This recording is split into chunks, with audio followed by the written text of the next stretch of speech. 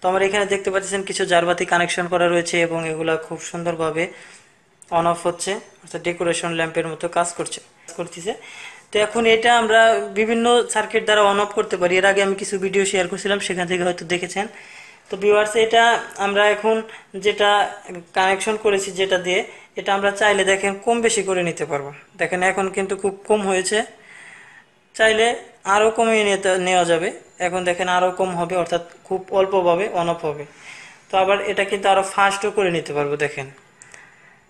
তো এটা আমার ভেরিয়েবল করা যায়, অর্থাৎ একটা ভেরিয়েবল রেজিস্টার দ্বারা এটাকে আমরা এইভাবে অন অফ করেছি। এবং এটা কন্ট্রোলের জন্য আমরা এখানে একটা কন্ট্রোলার ব্যবহার করেছি। এখানে দেখেন এটা BT136 আইসি ব্যবহার করা হয়েছে। এখানে কন্ট্রোলের জন্য কিছু সার্কিট রয়েছে। আসলে এটা সবার জন্য, যারা নতুন আপনারা, তারা কিন্তু আসলে এটা সহজে তৈরি করতে পারবেন না। তো যারা একটু ইলেকট্রনিক্স সম্পর্কে যাদের ধারণা আছে তারা খুব সহজেই পারবেন। এখানে খুব বেশি না, আপনারা 200 টাকার মধ্যে বা 150 টাকার মধ্যে এই সার্কিটটি তৈরি করতে পারবেন। 150 টাকার মধ্যেই হয়ে যাবে, 1 থেকে 150 টাকার মধ্যেই এই সার্কিটটি হয়ে যাবে। তো এই সার্কিটটি একটা ভেরিয়েবল রেজিস্টার রয়েছে এখানে। এটা যদি আমরা নবটা ঘুরাই, যেমন এখানে দেখেন খুব সহজে আমরা দেখতে পারতেছি এটা যেভাবে অন অফ হচ্ছে, আমাদের এখানে ডেকোরেশন ল্যাম্প এভাবে অন অফ হচ্ছে।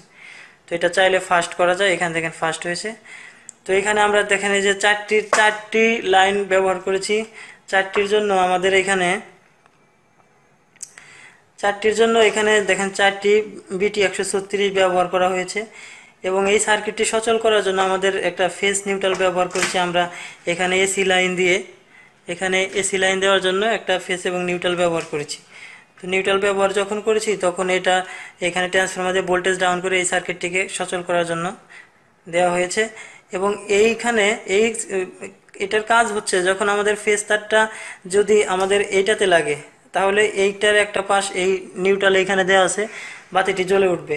এখন আমরা আপনাদেরকে দেখিয়ে দিচ্ছি, দেখেন ফেজ তারটা এখানে দেখেন এই যে টেস্টারটা জ্বলে নেবে, অর্থাৎ আমাদের এই টার্মিনালগুলো, এই পয়েন্টিং ফেজগুলা, এখানে দেখেন 1টি 2টি 3টি 4টি পয়েন্ট রয়েছে, এখানেও 1টি 2টি 3টি 4টি পয়েন্ট রয়েছে। এই 4টি পয়েন্ট এখানেও যেমন রয়েছে, এখানে আইসিউ রয়েছে। তো এটার মাধ্যমে যখন আমরা এখানে ফেজ এবং নিউট্রাল কানেকশন করেছি, তখন এই ফেজ তারটা আমাদের এই সার্কিটটার মাধ্যমে একবার এটাকে দিচ্ছে। দেখেন এখানে 4টি তার রয়েছে, একবার এই টার্মিনালে দিচ্ছে, একবার এই টার্মিনালে দিচ্ছে, একবার এই টার্মিনালে দিচ্ছে। তো আমরা এখানে 2টি ব্যবহার করেছি, আমরা চাইলে আরও 2টি ছড়া ব্যবহার করতে পারবো এবং চাইলে প্যারালালে আরও বাড়িয়ে দেওয়া যাবে। তো ভিউয়ার্স, এখানে মূল